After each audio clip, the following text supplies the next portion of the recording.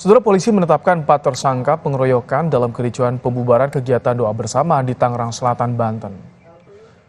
Polisi mendalami dugaan pengeroyokan setelah satu korban luka dalam insiden pembubaran doa bersama melapor ke polisi.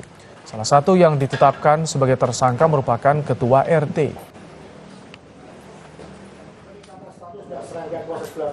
Maka terhadap perkara disimpulkan cukup bukti sehingga terhadap beberapa saksi yang melibatkan ditetapkan sebagai tersangka dengan inisial sebagai berikut. Inisial D, laki-laki umur 53 tahun. Yang kedua, inisial I, laki-laki umur 30 tahun. Yang ketiga, inisial S, laki-laki umur 36 tahun. Yang keempat, inisial A, laki-laki umur 26 tahun. Barang bukti, yang pertama, rekaman video. Yang kedua, 3 bilah senjata tajam jenis pisau. Yang ketiga, kaos berwarna merah. Yang keempat, kaos berwarna hitam.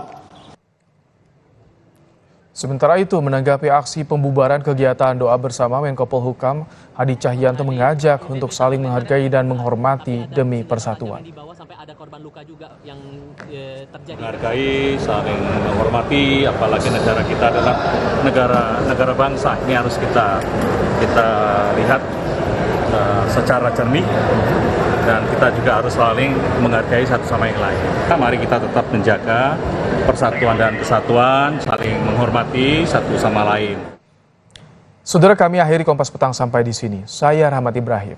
Dan saya Cynthia Rompas. Terima kasih atas kebersamaan Anda. Selamat sore, sampai jumpa.